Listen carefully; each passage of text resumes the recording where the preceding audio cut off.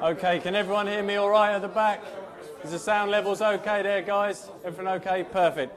Okay, we'll get the fans forum underway. We'll just introduce the panel in and then we'll go through the detail for the night. So put your hands together for our panel.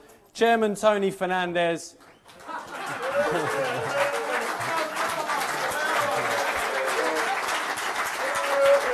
QPR CEO Philip Beard. COO Mark Donnelly.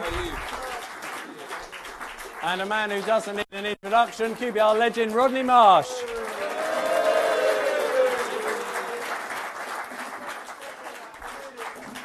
Okay, firstly, you will have noticed that Clint Hill unfortunately isn't with us. He was ill today, wasn't able to train today. Hopefully he'll be well for Saturday.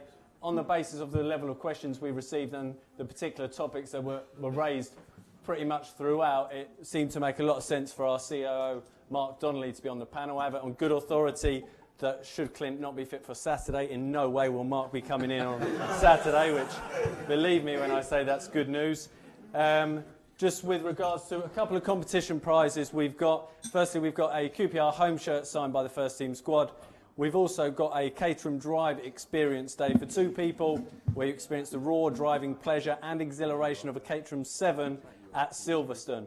So what we're going to do is all your names were put into a hat when you were registered at the start, and at the end we will draw a couple of names, and then you'll get your prizes at the end of the evening for a couple of you. Also, there's a goodie bag for everyone when you go, before you go, of just a few bits and pieces for every individual. I'll remind you again at the end, but that's there for you to collect as well. With regards to the questions, as I say, we've received loads via email and Twitter, and the vast majority seem to focus on a few specific areas, mainly the club's financial situation and FFP within that, the proposed new stadium, the new training ground, and the club's recruitment process / youth policy. So what we're going to do in the first instance is we're going to focus on those in detail. We're going to go through questions that we've received from you guys regarding those areas, and then at the end of that, if you guys still feel there's areas or different topics entirely which you want to discuss, which you feel haven't been discussed, we've got a couple of roaming mics from Ian and Matt who are at the back. Make yourselves known to them, and then we'll take questions from you guys. But in the first instance, so that we cover all 4 of those main areas and we don't get bogged down on 1 or 2, we're going to work on those 4 and then open questions to the floor afterwards. We talk about the playoffs as well, things like that, positives. Fun stuff? Yeah, fun stuff. Phil, this is a fans forum. We don't discuss fun stuff, serious stuff. Tony, thanks very much for joining us. How have you found the season so far? I'll tell you in a few weeks' time. I think I've made it fairly clear from last year where nothing really went right. It could have been another disaster. So, though we would have loved to have had an automatic playoff, at least we're still there with a shot. A lot of good work has been done, which we'll talk about today. And let's just keep our fingers crossed that things go right for us over the next, hopefully, 4 games. And Rodney, I know you've been keeping a close eye, and you've actually seen a lot of the games back in the States, so you have a regular column in the programme. What's your view on the season as a whole? I think you have to look at it in a broader context, and I always like to look at the football club on the pitch and the football club off the pitch.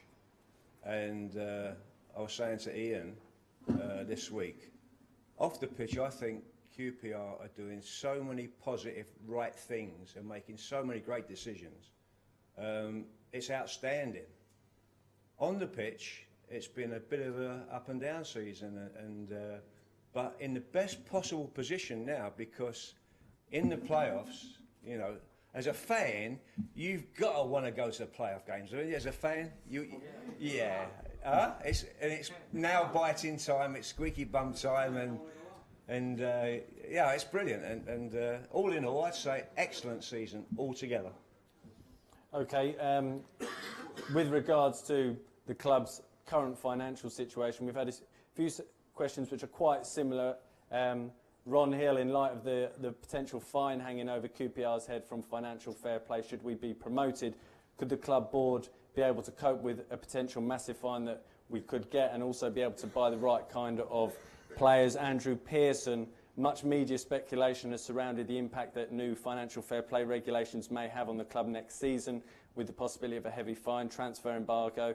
What's the reality of the situation? Ian Stennin, very similar. A lot of press speculation about the possible penalties we may incur regarding FFP.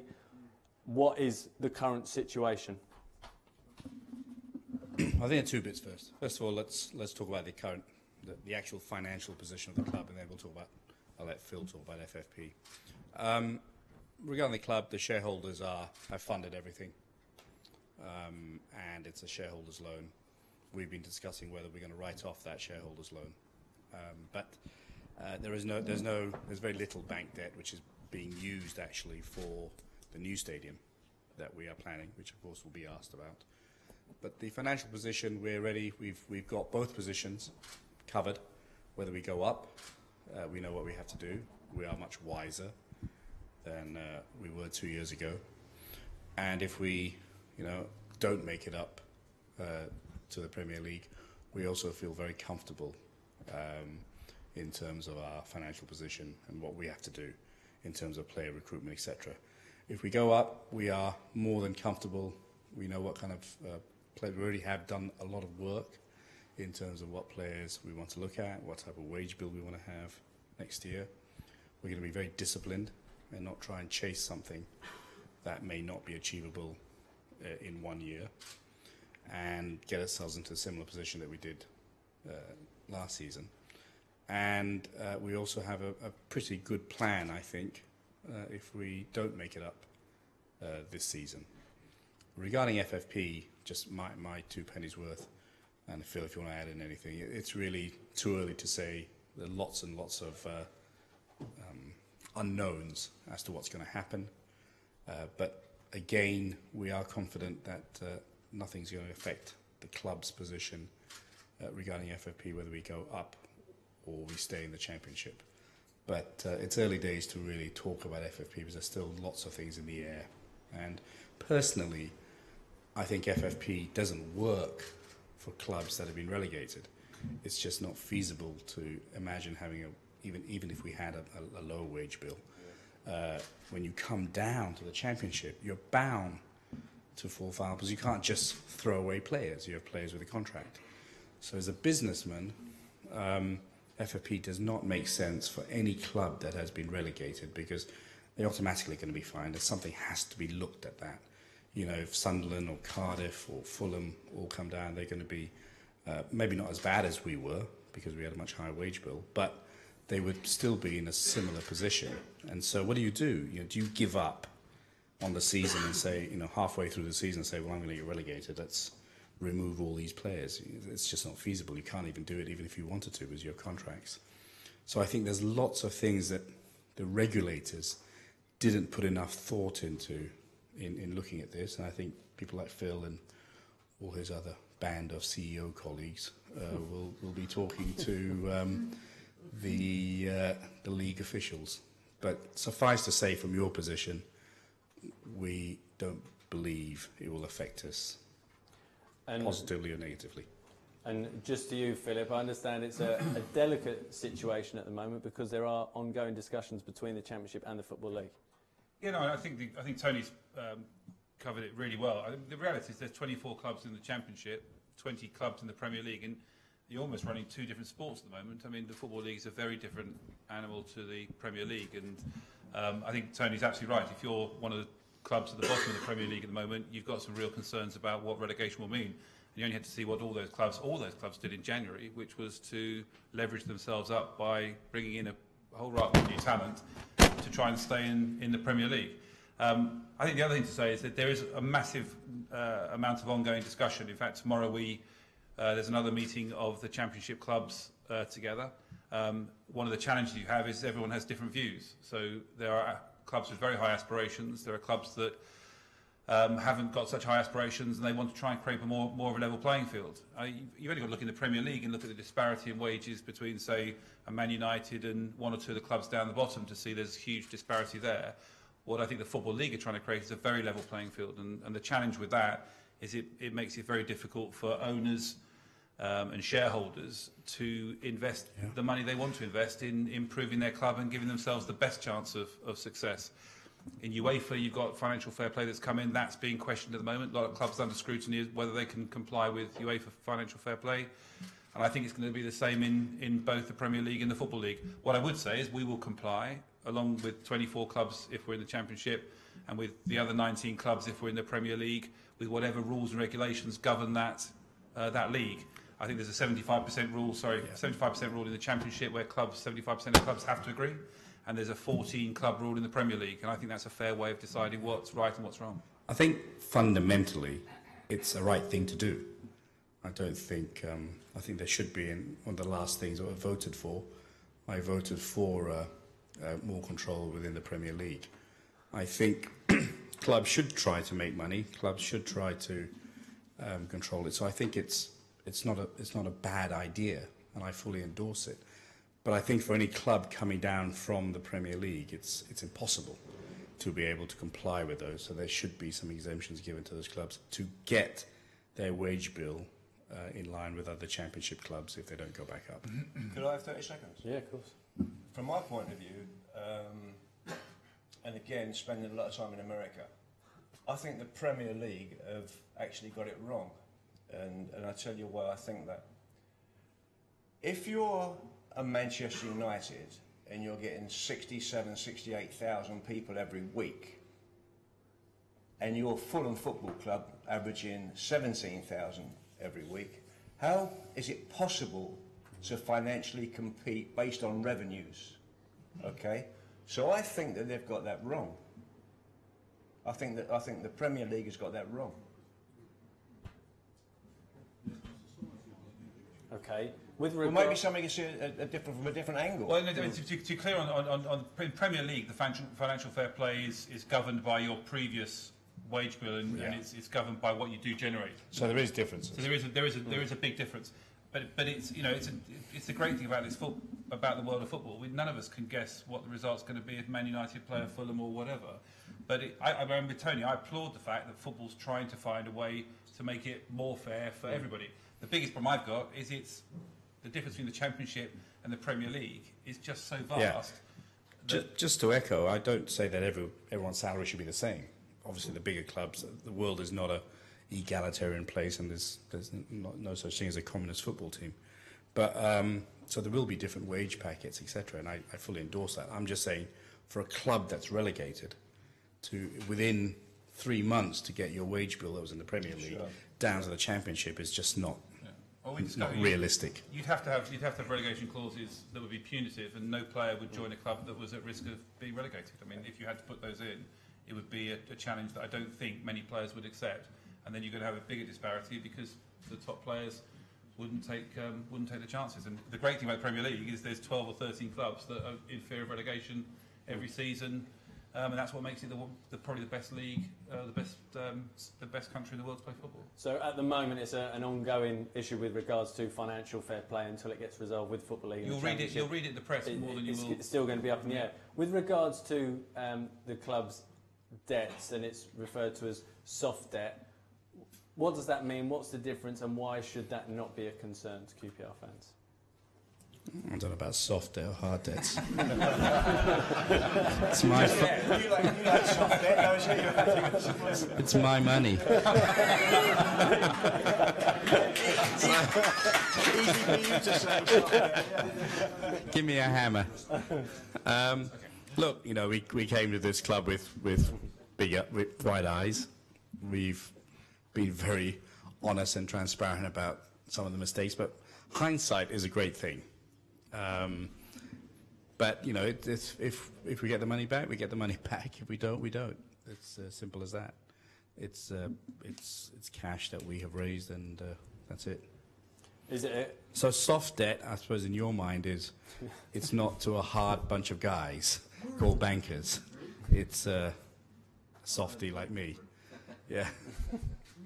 So is that again linked to the long-term plans that you and the fellow owners have for the football club? Well, I mean, I think we made very clearly that we love this club. We love being here. I am here physically right now. being talked about soft debt, and you know, we don't change our aspirations to try and build this club. Yes, we've taken a step backwards, but as Rodney said, there are lots of things that have gone well off the pitch, and that will help in our quest in making this club a permanent fixture within the Premier League.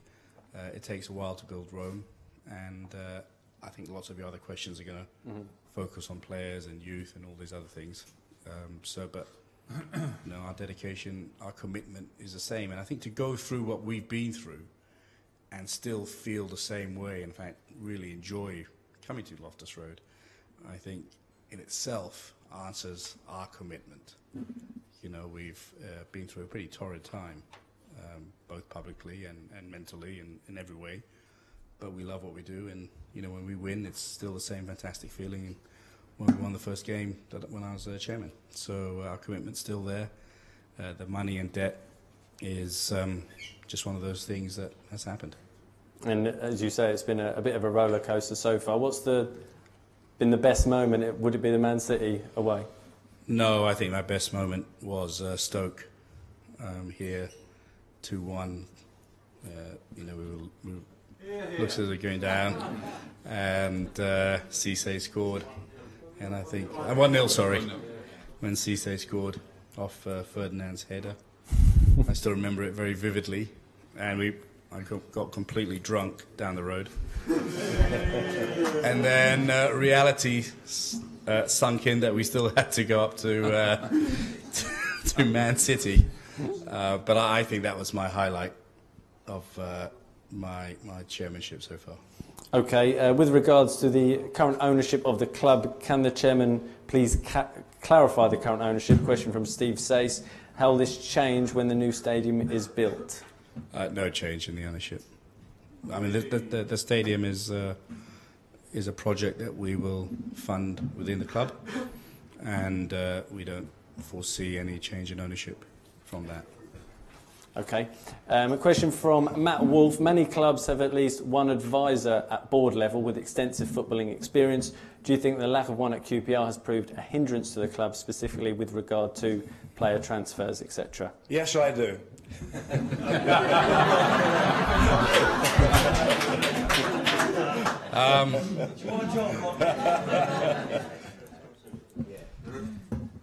You know, you kind of assume that the manager has a player policy, and the manager thinks about who he wants to sign and what he wants to sign, etc. So we did put a lot of emphasis on that.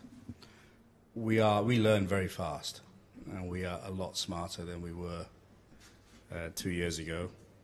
And if Rodney Marsh wants to be my advisor next season, then I shall take his CV after this conference. And with regards to that point, there is actually a senior management group in place that meet regularly. What are the details on that? You know, I mean, you know, I think Tony again.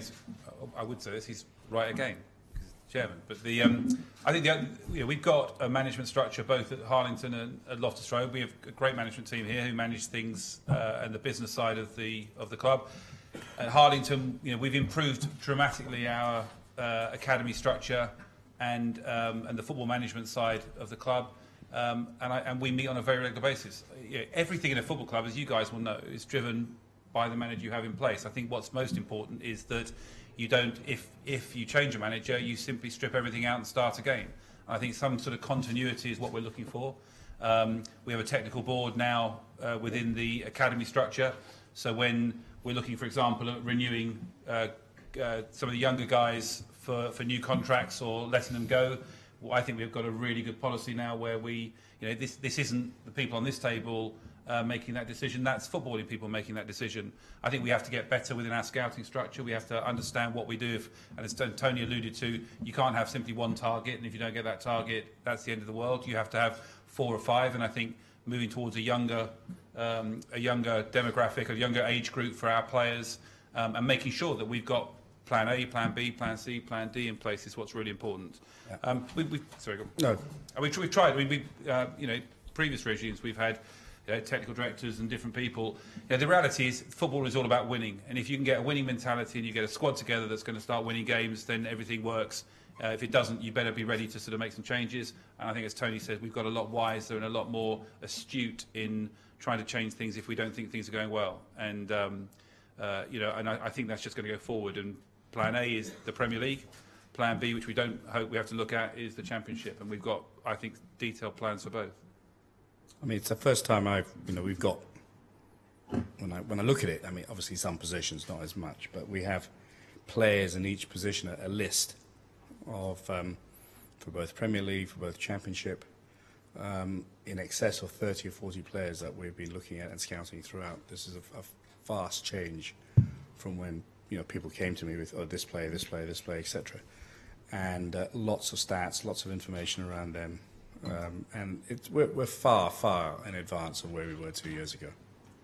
A question with regards to recruitment, youth policy, player contracts. From Paul Finney, what advice would Tony Fernandes now give himself regarding dealing with players and agents?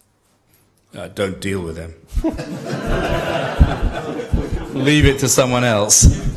And just stand behind. And, I think there's got to be a gap sometimes, and once in a while I do have to get involved if it's a player that requires lots of persuasion, etc. And I still won't shirk from that duty. But I think it's good for separation between the board, manager, and the CEO. Absolutely. And I think we have a much better controlled environment where people don't take advantage of having direct access to certain groups and certain people, and it's much more regimented and much more controlled. Rodney, you're agreeing with that? Yeah, because I've always felt that the chairman, owner of a football club should be insulated. And the reason I say that is because, using Tony as an example, he's the owner, chairman of the top man at the football club, right? And let's suppose in that he gets involved in a deal because Joey Barton, as an example, says, Mr. Chairman, can we have a chat because this is what I want to do, and bypasses the chain of command.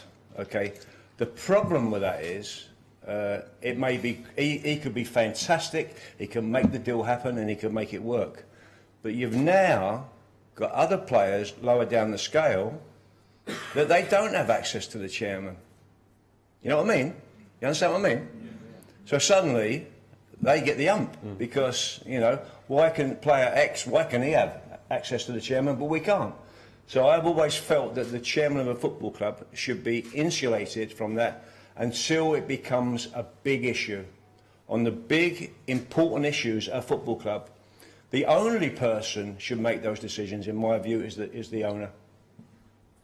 Okay, Ivor Weatherly, most of the fans feel that there is too much emphasis on age 30 and over players. What plans are there to reduce the average age of the player base? We just signed a 3-year-old, if that's going to help. On the average. As you can see, Phil's strength is not comedy.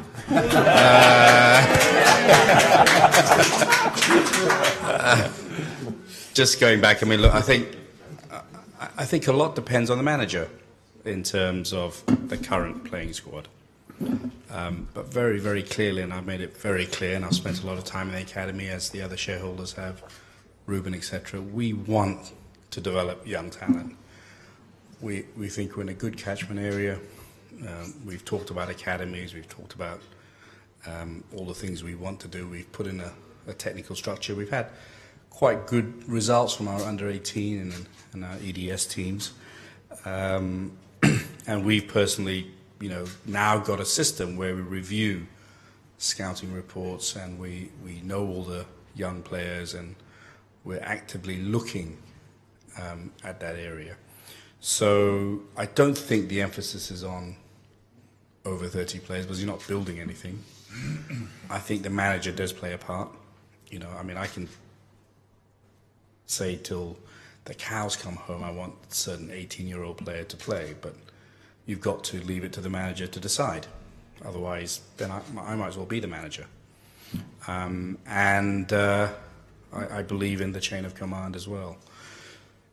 But certainly from my standpoint, and I can tell you from my shareholder standpoint, we believe the only way to build a stable club is to have a very strong youth policy and to believe in bringing in younger kids and moving them up the chain. But a lot depends on the manager, and we have to get all of them to buy into it. Now, I'll tell you from a separate point of view, my airline, I started this airline with 2 planes. My first investment was in an academy when I only had 7 planes. I put all my profit into building an academy because I said you can have all the metal you want in the world, but if you don't have pilots, you're not going to grow. And we now train almost 500 a year, and we've gone from 2 planes to 170 planes, and all the pilots have come from within the company. And the very important part of that is you have one type of culture and one type of environment. If you're buying pilots in from all kinds of different airlines, you have really an organizational mess. And the strength of AirAsia has been that we've had a very, very strong culture. And I think that kind of experience is what we would like to try and bring. We've never had that opportunity because we came into the Premier League. The first game I watched when I didn't own the club, we lost to Bolton by a severe margin. And we were chasing our tails. I remember I was sitting with Flavio and all his friends, and at 4-0, Flavio and all his friends left. The match of the day had me at the beginning in the front with all of them, and right at the end I was sitting by myself watching the game. And yeah, they had chowed, and I think all of you guys were throwing abuse at him when he left. And I hadn't bought the club at the time yet, so it was probably wrong to throw abuse at that point. My first chat with Neil Warnock was, "Hi Tony, what players are we going to buy?"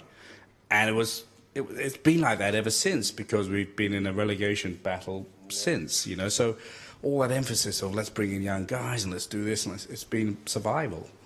And this year then it suddenly becomes like, well, the only important thing is to go back up. So once we go back up, we'll do all this. And so, you get into this kind of trap, lots of debate on Tom Hitchcock and stuff like that. So do you take the risk with Tom Hitchcock? Do you want to throw away £65 million or get someone who may be a bit more experienced? It's the manager's choice, and that's what I'm saying. But I'm saying that we, as a club, really believe that it's important to develop a lot of young guys. And as you all know very well, there's a very famous guy playing in Liverpool right now that came within this club, right? So it can be done. Sorry? I mean, the legislation is there, but you can't hold on to them, can you? You can only sign them at a certain age, and if somebody gets somewhere else before it happens, Ramon Sterling. Yeah, I mean, that is life, actually, at the end of the day. But certainly, as they get a little bit older, then we do have a little bit more control on that, so we can manage that. Can I just add? Because I think the one ingredient that we need to make sure every player that comes to this club has, and it's not just about age, it's about character. And I think what we've got to do is find players, and we've got to ask them why they want to come to QPR as much as try and sell the club to them.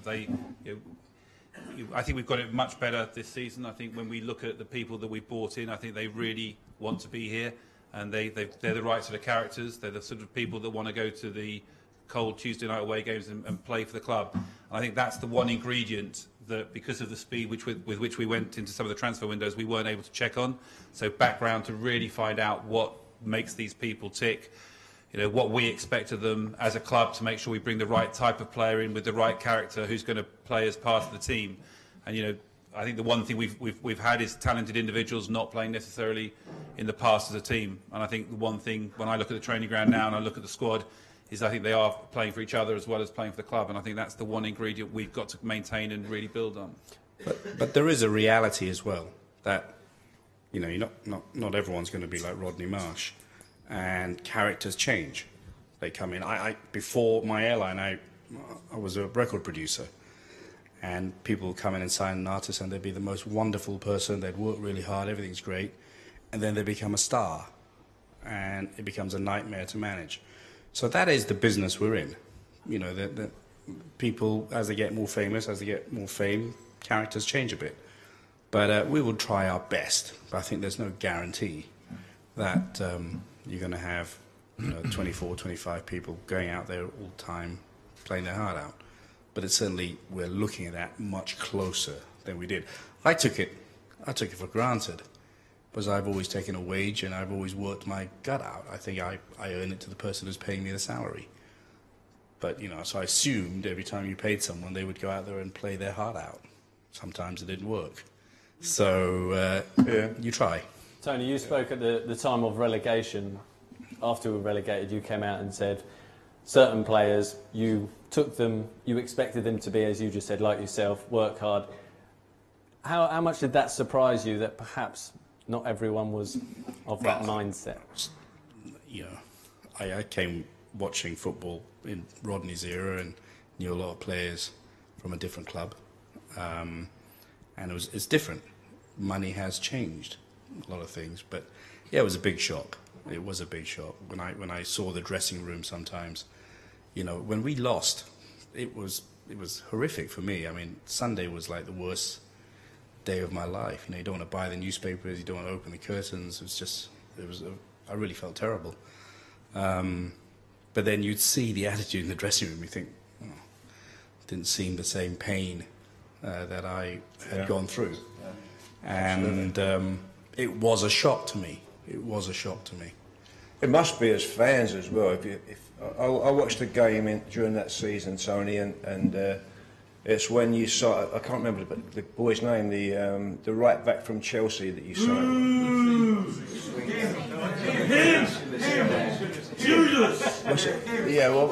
I can't remember his name. That's right, Baswingi, yeah. And I was watching the game, and I was in America, and we have a station over there where they have one championship game per week, and it happened to be the game. And I was watching the boy play, and I thought, and I said it to myself, if ever there's not a QPR player playing, it's him. He is never going to be a QPR player as long as he plays football. Now, the thing about it, as a manager and as an owner, you've got to try, especially as a manager, you've got to try to avoid those players. You really have to avoid those players because it's like a cancer. You get a couple of those in the club and they're not really at the club, they're not really the players, they're worrying about what they're going to do next week. And that spreads. So being involved on both sides of the issue as a player and on the other side as well, I think you have to avoid making those mistakes. And how big a challenge is that? You want to offer the player enough that it attracts him to the club, but not so much that he gets the cigar. I think it's... yeah. Sorry, mate. Sorry. No, I'll just finish off on that. You see, if you're talking to a player and his agent, and it only becomes about how much, I'd dump it. Once you have a conversation that's, give me more, I want a Ferrari bolts, once you get to that stage, I think you dump the player, in my view. Okay, and not related to that at all as it goes. Regarding one of the younger players, there's a lot made of him over the last week or so regarding young striker Qpr. What's the situation regarding him? He tweeted his decision to leave the club earlier this week. I think again we Phil can fill you in more details, but every single player we've gone through, the owners have gone through. And again, we've got to leave it. We have a technical committee who went through and felt that Peter wasn't the player that we wanted to keep within the books. Now we're going to make some mistakes, I'm sure, but we have to trust the people that we've got there, and they made that decision, and we stand by it. We signed Mike Petrasso on a longer-term deal a couple of weeks ago. And as Tony said, this isn't my decision or the management's decision. This is a football decision, and it's based on a group of people that have watched whoever it is coming through the system and making hard-nosed decisions. And I think that's something that possibly we weren't as strong about making those decisions a few years ago. It's unfair to talk about Peter specifically, and I wish him all the best. But our decision was that he wasn't right for this club at this stage, and I do wish him well. I mean, I mean, Rodney will. I think these guys got to be careful when social media is a really difficult thing to manage, and I think you've got to be careful when you start using Twitter and the social media to put your point across. If I was a kid that was let go and I really felt I'd been, I had a chance to go somewhere else, I'd work my backside off, as Rodney says, to try and find another contract somewhere. We as a club have made that decision. They're not easy decisions to make. They're not made lightly at all. They are made as football decisions, and it's hard to say. I mean, Rodney was telling me about a kid that when he was looking after a club in the States. It's not easy when you have to let anyone go, but it's probably the right thing to do, because if they're not right for the club or they're not right for football, they need to be told that. And again, that's not specific about any particular player. Okay. Just to add to that, as a fan, you only see what you want it to be great. You want everything to be great. You want the young kids to come through.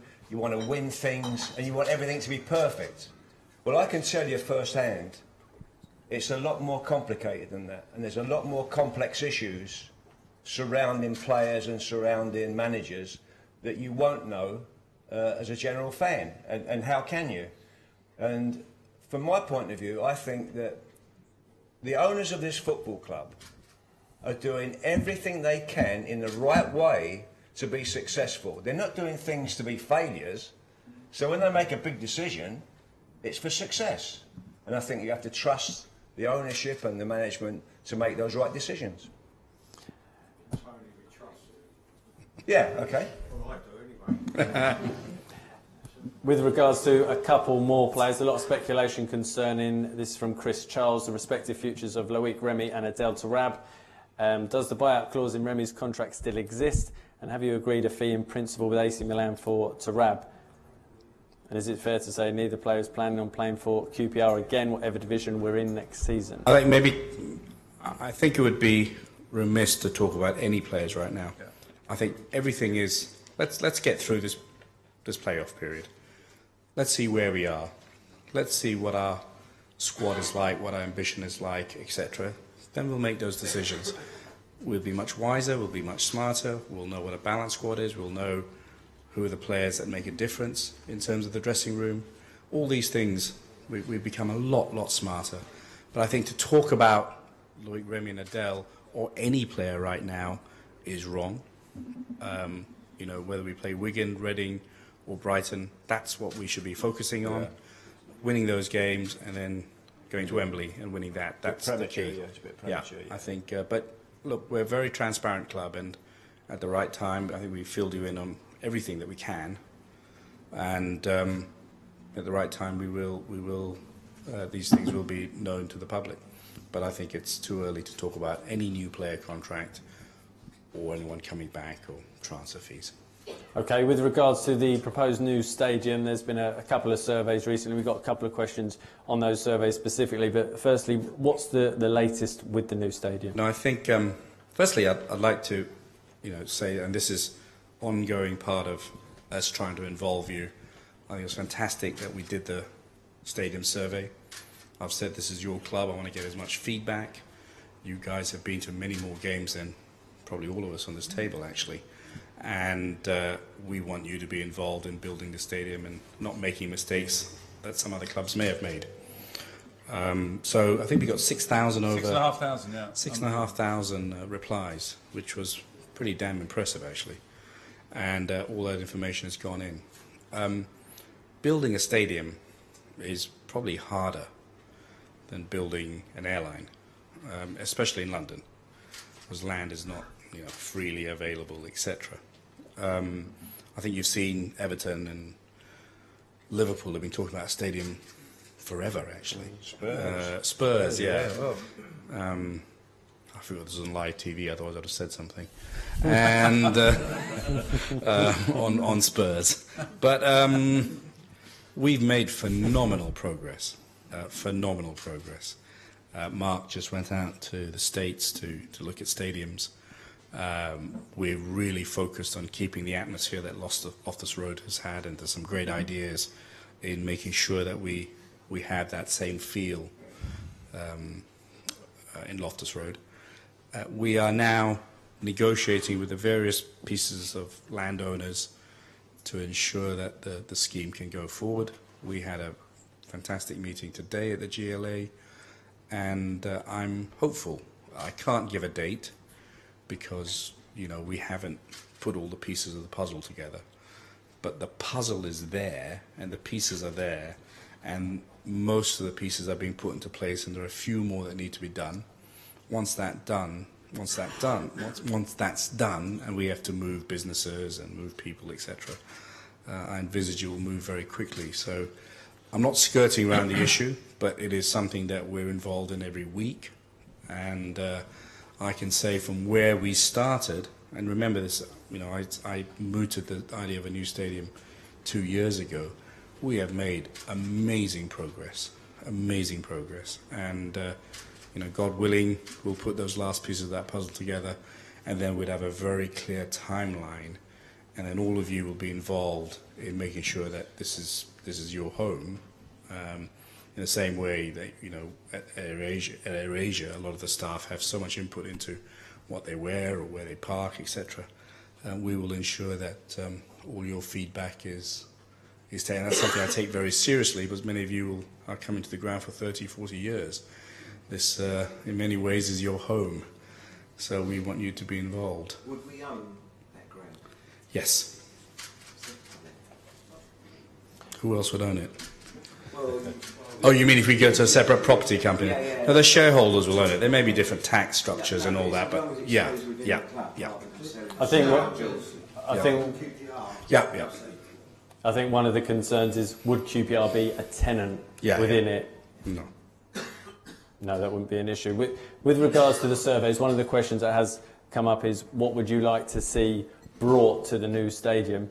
Rodney, having played at Loftus Road for a number of years, what aspects of Loftus Road would you like to see brought over to the new stadium? You know, this is one of those situations where I believe that the fans are the most important. You could ask me what I want, but the fans are the people that matter. It's what the fans would want. They go every game, and as a player, then. As a player, I have to say that I love the old Loftus Road. I absolutely love it. You know, it's close, really close. You take a throw in and somebody take the ball out of your hands. I think Chelsea found that. Yeah. I used to love the old Loftus Road, so you're probably asking the wrong person. But having lived in America again for so long and going to the American stadiums, they know how to put an event on. They know how to build a stadium. They're magnificent, and I can only see good things for QPR. You know, as I was saying earlier about the bigger picture off the pitch. You know, the media now with the club, great social networking, great media, the Facebook, the Twitter, and taking photographs of the game, and they're straight on the net straight away. That's fantastic. Is that for me, by the way? As a woman, see that? Can I say that? Can I say that? Do I have your permission to say that? Yes. So in other words, it's a fan thing, you know. I mean, all I can say that I can promise you that you'll be very involved in it, and we're not just talking words. We sent out a survey. 6,500 of you responded. I've tried my best to try and sit in various parts, because you know it's not the same sitting next to Phil Beard, to really sample the atmosphere in the club. So I've sat at different places. Some of you have seen me. Part of it is to I hate that chairman's area, and secondly is to really sample what it's like being in Loftus Road. Because if you're going to build something, I want to see what it's like at various parts of the ground. So that's why I go to various parts to sit around with the crowd. Which kind of freaks out everyone I do it, but I do think it's important. I've been coming down this club since 1958, Colchester, 30th of August 1958. We've never had a 40,000 crowd. 33,000 was the most we ever had against Leeds, and we were all packed in here shoulder to shoulder. What plans have you got going forward? Yeah. 40,000 people in the stadium. Yeah, I think the number hasn't been decided. We're oscillating between 30 and 40. it's a nightmare decision, right? If you 20 years' time, you'll be sitting here and saying, I hope so.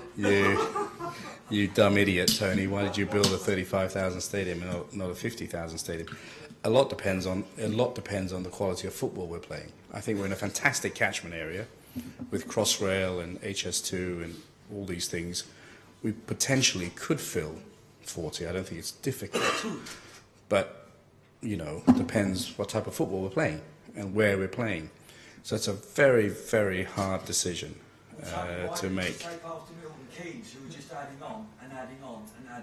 Yeah, we can, and that's one of the decisions. But obviously, that costs a lot more, and there's a lot of disruption in doing that. I mean, we don't want to be a building site for the next 20 years, also. So, but look, we haven't, by any stretch of the imagination, come close to deciding the number. I can say it's between 30 and 40. We're looking at, if we did 34, there's a potential of adding 6,000 seats. We've learned a lot from the Americans. So all I can say right now is we don't want an empty stadium. It's pointless. We don't want to do and be too ambitious and then lose the very soul of Loftus Road. And so we're weighing up what is the best, and we've got a few years to weigh that up, to be honest. So, but we'll be keeping you actively involved in it. But to me, atmosphere is much more important than wishing for a number that may never achieve. It's better to fill it. I know I've had two sayings, but with atmosphere, can we have bafflers up the away end so that no matter how many people they bring, it don't sound so loud? Take the sound away. I've never heard of that word, baffler. Okay. A specific question with regards to the survey from Paul Moore. Are disabled supporters going to be consulted regarding the new stadium, for example, amount of wheelchair places, positioning of wheelchairs? Very much. None of these questions were asked in the fans survey. Well, I think that's a mistake then. It's deliberately not done at this stage, because the survey at this stage is literally to get broad design parameters. So understand what kind of shape it is, what kind of capacity it is. We absolutely are going to consult and with all kinds of the access and the sort of the level of provision and working with all sort of our different interested user groups. There's very comprehensive legislation which, as a minimum, you have to comply with. There's very detailed sort of a green guide to stadia operations and sort of building control that you have to comply with. So there's a huge amount of sort of existing legislation that you have no choice. And then we will do all the consultation, and we will make sure that we will comply with best practice. We will talk to every user group that we have to. It's just not now. It's not necessary to do at this stage. It's far too detailed for the stage we're at. It will come at the right stage. So what future plans are there for fans consultation? I think we sort of digest the survey's still open, so there's still I think there's still another week or so to get responses in. So we'll digest 6,500 replies. So it's quite there's a decent amount of information to sort of take on board. So I think the key, though, just to interject, is as soon as we know we've got the land sorted, then we have a timetable, and then we will put the consultation groups together. It's right now, it's like talking to the players. I mean, we're getting a feel, we're getting some ideas. We want to speed up the process so we have a better idea of what we want to build. But until we know we have the land in our pocket, it's fairly irrelevant to go into too much detail. So it's same like the players. There's no point talking about what players, we don't know whether we're going to Premier, the Championship. Let's I say get the land where we're making tremendous progress. Once we have that, then we can start having some really detailed. But you can see the ambition of this club is to be open, is to be transparent, is to get your feedback, because you're the guys coming every week, and you have my assurance that you will be consulted on all of these, including disabled, etc. But let's focus on getting the land sorted out, which we hope we can do in the next few months. One of the more common questions as well with regards to the potential new stadium that came in is, will the club be paying tribute to former players at the new stadium? I mean, again, in terms of detail, we're that's a number of years down the line. Yeah, I mean, I think clearly there's going to be a whole number of things. How do you make it a home for QPR, and how do you recognise the history of the club? So there's going to be a lot of opportunity for for tracking the history of the club throughout, and players, and points in time. So that will be something to get your input on. We'll get your input on. Okay, with regards to Warren Farm, firstly a question from Clive Whittingham. Who's currently leading the training ground development? What is their past experience in such projects, and can we have a progress report, please? I'm leading it. My background, I worked at the O2, and I was part of the project team that delivered the O2, which was a sort of £450 million project. I then went to the FA and was senior member of staff responsible for delivering St George's Park, which is an £18 million training centre and hotel. Both of those projects delivered on time, on budget. So I think I've got an understanding of what we need to do. In terms of Warren Farm, it's really difficult, and the planning process is incredibly complicated. So we did everything we could do, working with the council, getting planning permission in place, and then there's a group of residents who live over the opposite side of the canal, but like to walk their dogs on Warren Farm, and they've launched a judicial review against it's not against us, it's against the council's planning decision, and they're trying to claim that the council weren't entitled to make the decision or exceeded their powers. So we're now going through the court process. So again, it's very difficult to put a time on because we're beholden to the court process. We were successful in the first appeal, got thrown out, but then there's the next recourse that they can do is apply for a personal hearing, which is the next stage that we're at. We're confident, but we've got to go through the process. So there's no point trying to say it's going to be next week, next month, 3 months, 6 months. We don't know how long the legal process and the legal review process will take. We've just got to work it through. I think the general point, we're committed to improving the facilities we've got. I mean, Harlington, we've improved a lot significantly now, so the current players that are there, the current squad with the manager, are comfortable with the environment they've got.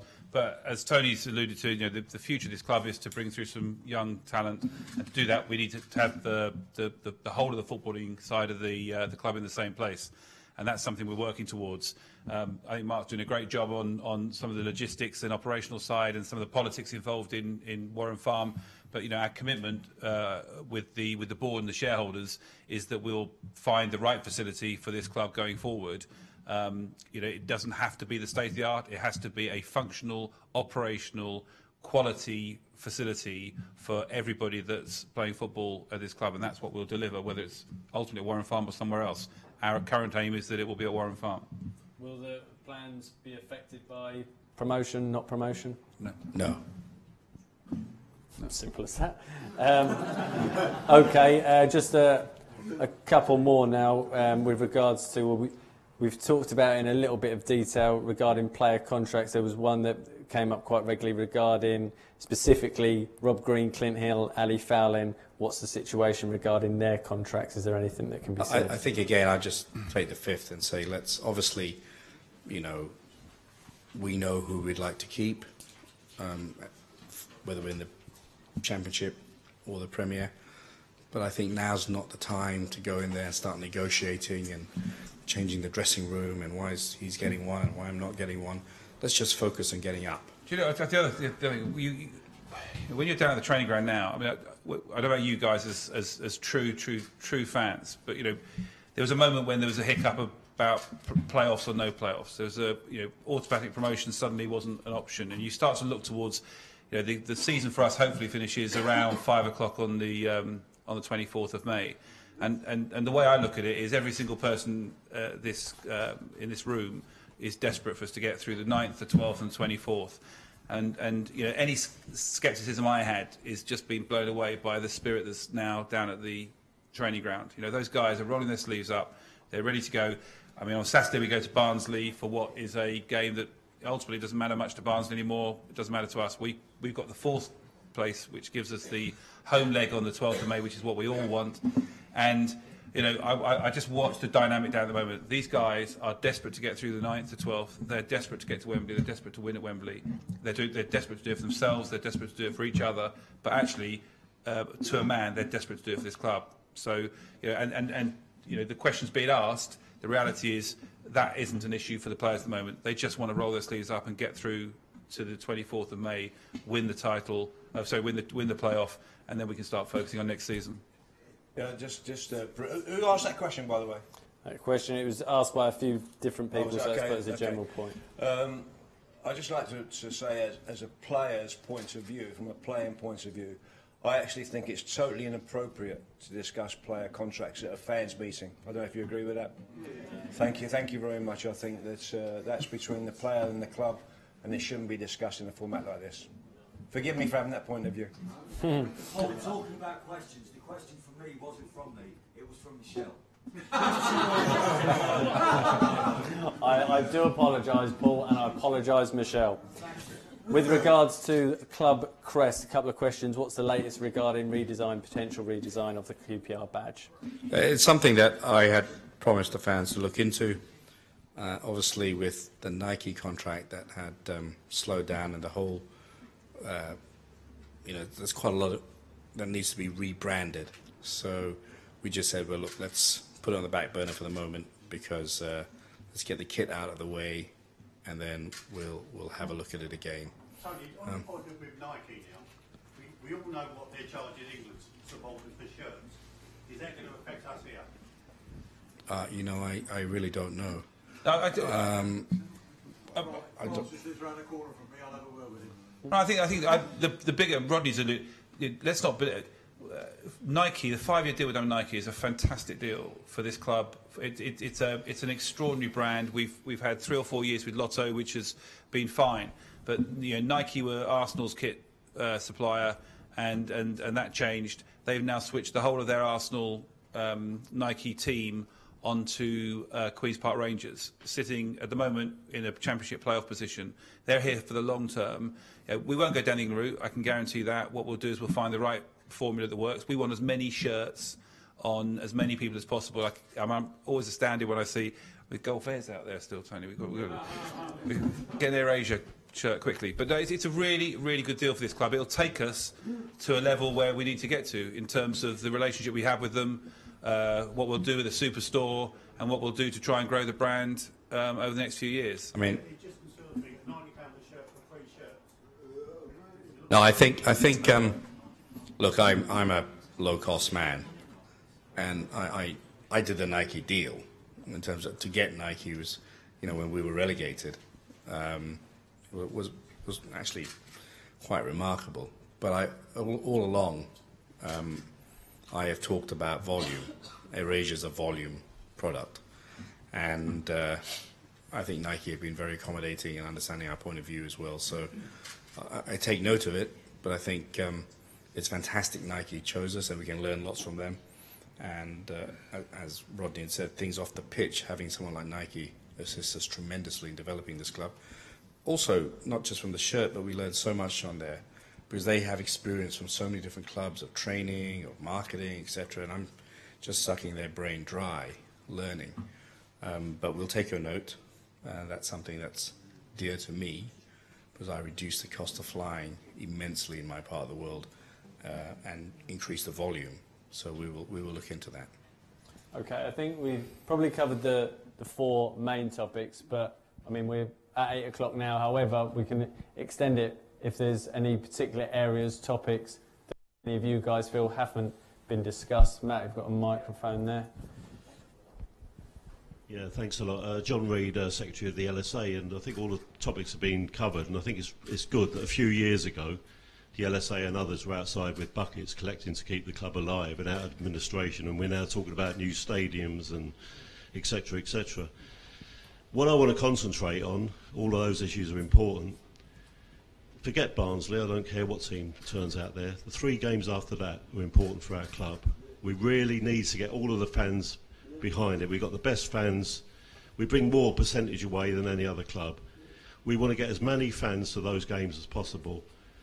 And the question the LSA wanted to ask was, what can we do as far as the tickets, whether it's Wigan or Reading, of buying a bulk of tickets and maybe subsidising the fans through the tickets to get as many fans there as possible. Because we've had the thing with coaches before, people have different routes of getting there. Subsidise the tickets so we can get to Wembley. It's a long wait since we've won at Wembley. I was a 12-year-old, March the 4th, 1967, to see the great man score, in my view, still the best goal ever scored at Wembley. And we want those memories again. It's sad that the great teams we've had down here, Rodney's one of the only, probably only about 6 or 7 left alive, who've got a medal from this club at a top level. We want to relive those days, get as many fans there as we can, and this stadium would be rocking for that second leg. At Wembley, we could sell 50 or 60,000 tickets. I think we hold a record for Oxford. We won't even mention that game. I think we sold 50,000 plus for that.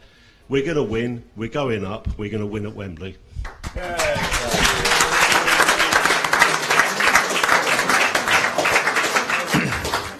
I think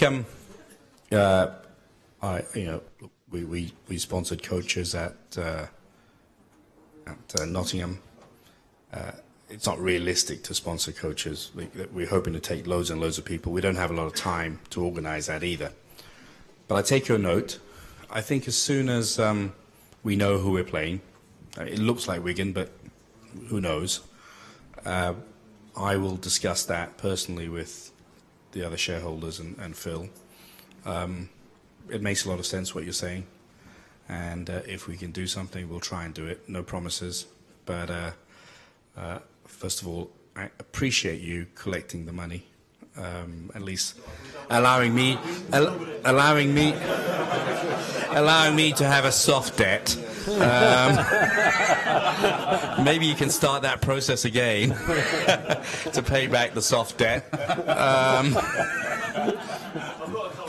Yeah, but I personally like the idea of taking as many people as we can. Let's see who we play, and let me discuss it with Phil and the other shareholders, and let's try and get as many people up to. If it's Wigan, it could make a big difference, to be honest. Well, we'll get more tickets as well. Yeah. So let's, as I just said to the man who asked the Nike question, I believe in volume, and if we can help and get more people there, then we'll take a look at it. But just let's see who we're playing first. Okay. Okay. Can I just say something about away travel? You're saying, this gentleman was saying about the away travel. My friend's sitting here next to me. Oh, I can't talk into these bloody things. We can hear you. His son is quite severely disabled, and he has to drive everywhere. Would it not be possible for the club? I know Gobi himself as well. Would it not be possible for the club to arrange something for our disabled supporters to be allowed to travel with the rest of the fans to have the atmosphere? Okay. I've been given severe instructions not to commit to anything today. But I don't think that's a problem, and we'll really look at that and see what we can do for the Wigan game, and I'll personally look at that. I don't think it's insurmountable that we can. Yeah. And how many people would we be talking about? How many people would? It's not the number, it's the guys in the wheelchair who take the number. It's the whole thing of it, Tony, is this. At Charlton, there was areas for people in wheelchairs, okay? But the problem was that the people in front stood up and then wouldn't sit down, so the people in the wheelchairs couldn't see, right? This is, like, it happens here. It's at this stadium now. The people in wheelchairs are out in the rain, everything. And I've asked before, at our games meeting, could the club not provide ponchos, right, for the people that are sitting out there in the rain, in their wheelchairs or whatever? It's not the amount, but if we had better facilities, Yeah. and we had a better thing going forward in the new stadium, Yeah. you would be able to provide it for more people. Yeah. Correct. with Correct. Which That's more money, Tony. That's the whole point. Okay, so look, there are three issues here. One is the immediate one. Let me discuss with Phil. I don't think that's difficult. I think we can provide something, certainly for Wigan or Reading or Brighton, whoever it may be. Then there's a medium-term issue of trying to make your experience a better experience. And maybe you can write in and ponchos and all. I don't think those are difficult things to do. And the last one is obviously Mark at the right time will make sure that facilities are infinitely better than they are right now. So at the Emirates, Tony, sorry to interrupt you. It's about the only stadium. I'm disabled myself, okay? I had to bring my father here when my father was disabled with Parkinson's. So I've also been here in a wheelchair. And I know what it is. Yeah. Okay? And until you've actually experienced coming to the stadium or going to another stadium in a wheelchair, your view of it is Yeah. completely different. At the Emirates, they got a position where it's raised. Now, it doesn't matter if the people around are standing, with people can still see. Look, absolutely, the new stadium. Absolutely, the new stadium. It's very important to remember. Loftus Road was built, in a different generation without any of that legislation. Yep. So that one of the challenges we've got is working with the facility. Now, we will look at how do we make that better. How do we make what we've got at the moment as good as we possibly can. In terms of a new provision, new stadia, all the facilities are leap years ahead, and we will do that. We both came from the O2, which I don't know if you guys have been to the O2 for concerts or events and stuff like that, but it's state of the art. I think we'll make sure that happens. The third issue is a non-issue. We'll make sure it's the best.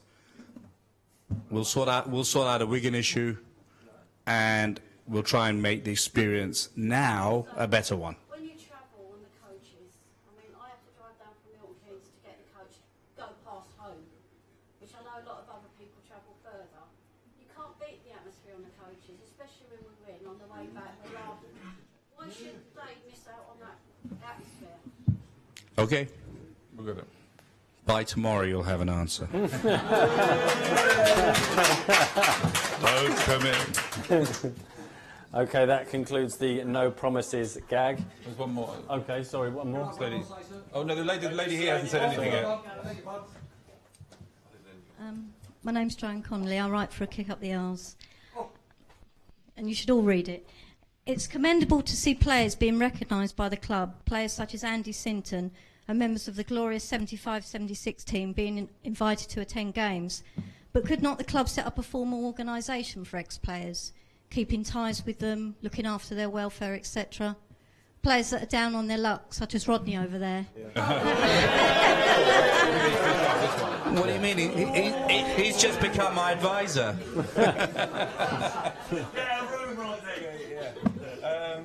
Let me just say something about that. My personal view on that, I think that is a sensational idea. And I'll tell you why. My club has always been QPR. Anybody that knows me knows my club is QPR. I was at Fulham, had 7 years when I came to QPR, and we were fantastic. The club was brilliant. I then moved on to Man City, right? So, no, hang on. So, as you do in a free market, players move and players come. So I went on from QPR to Man City. Once a year, twice a year, I go to Man City, okay? In the last 5 years, you won't believe, I'm talking about QPR off the field doing great things, you won't believe Manchester City. They've got 10 players from different eras, including Patrick Vieira, who was only there for, as a player for a year. They've all got black blazers. They've all got Man City badges on. They go to every home game.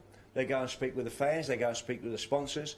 And Man City does it right from that point of view.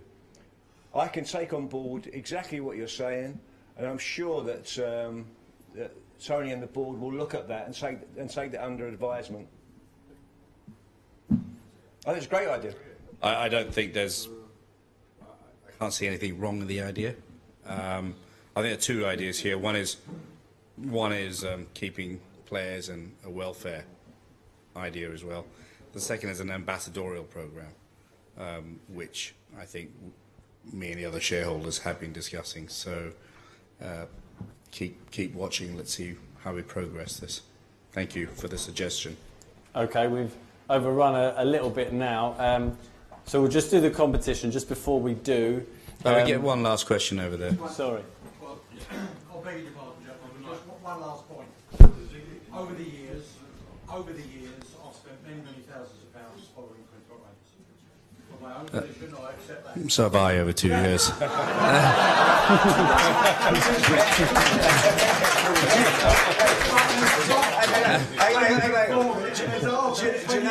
Do you know who you're talking to here? The last time I spoke to you, Mr. Marsh, was on, I don't think it was platform 9 3/4, but we were on our way to Derby in 1967. Wow. And we lost, but that's another story. My point is this. I sign up for the season ticket, I sign up for the away ticket scheme, I sign up for the cup sign-up scheme, I put my money up front into what I feel I'm getting at this club. I turn up to some games, I'm stuck behind the corner flag, I'm stuck right at the back up against the wall, alright? And I'm supposed to be the first one in the queue for a decent ticket. When I see people, friends of mine, who only come once in a blue moon, oh, I'm going to try and get tickets for a Rangers game away at so-and-so this week. And there they are, 20 rows behind the goal, got the perfect view. And I'm stuck in the corner, and I'm stuck wherever it may be. That's all I can say. Well, no, what you want to do is you want to go and join them. It's all very well being flippant, but come on. No, we can have some light conversation as well, can't we? Yeah. We did in 1967, we did over that. But the point is, I accept the away club might turn around and say, you've got to sell this block first. But at least look at that block and give me the best ticket in the block, please. Thank you. Well, all of us. I'm not talking about me personally. How many of us are stuck in the corner? You did say one more question, didn't you? Well, I was at West Ham. Yeah, you had a good seat. Okay.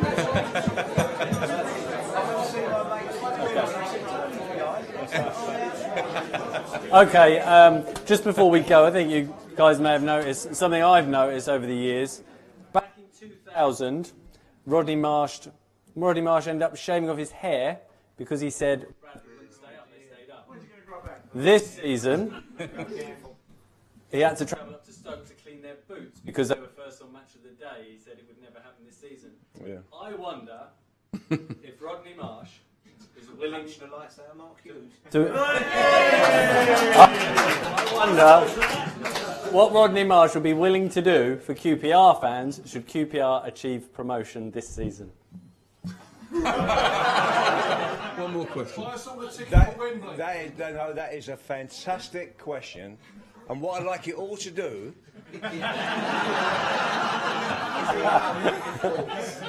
if you could write all your questions, please, and all your recommendations, I'll take it under advisement. I'll tell you what we'll do. We'll leave you with time to think about that. You let us know on Twitter, and we can retweet it for the QPR fan base to see what you'd be potentially willing to do. Of course. Okay, we've just got a competition. Firstly, to pick a couple of prizes for. Firstly, for the QPR home shirt, which is behind me. And Rodney, if you could kindly do the honours for us, please. Certainly. And read out the winning name. Steve Sace. Congratulations, Steve. You want to come up and grab your shirt?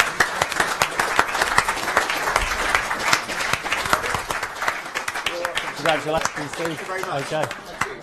Okay, and now for the Caterham Drive Experience Day. Thanks to our club partner, Caterham, and it would only make sense, Tony, please. Rodney Marsh. Steady. Clive Whittingham. Clive Whittingham. Congratulations, Clive. There's your vouchers, well done. All right.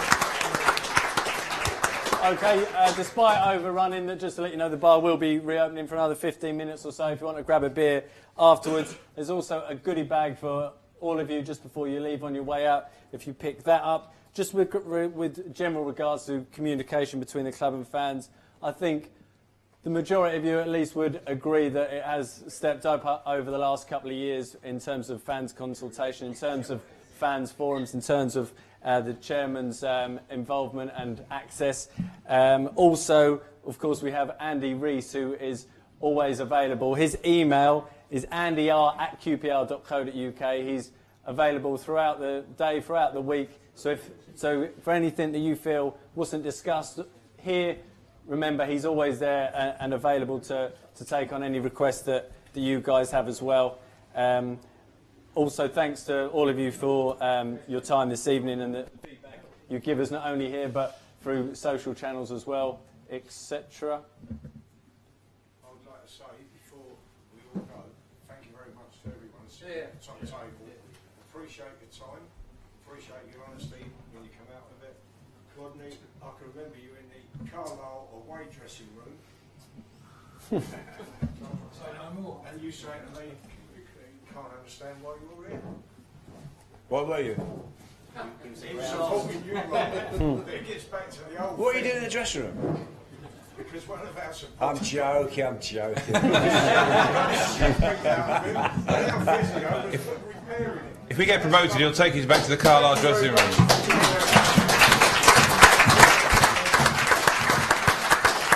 And guys, before you do disappear, we're putting together a video for the playoffs looking ahead to the second leg, and we could really do with your support with it. We're going to set up to interview a few of you downstairs just for memories regarding Loftus Road atmosphere, Oldham, etc. Just for a video piece that we want to put together that will go out through the official channel. So if you would like to be involved in that, we'll be based downstairs in the reception area just to get a couple of your thoughts. Just remains to thank everyone on the panel: Rodney Marsh, Tony Fernandes, Philip Beard and Mark Donnelly.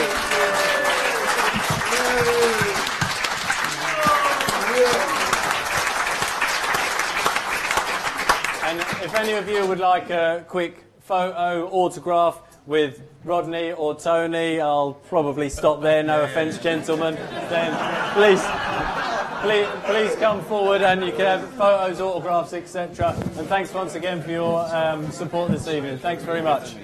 My pleasure.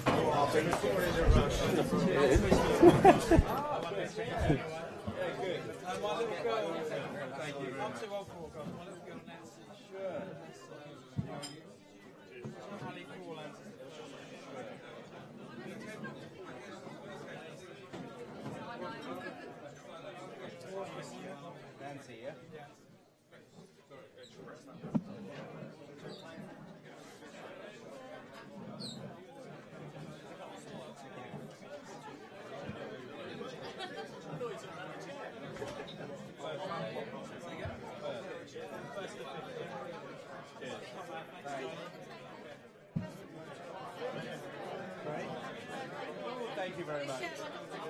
Oh yeah? What's her name?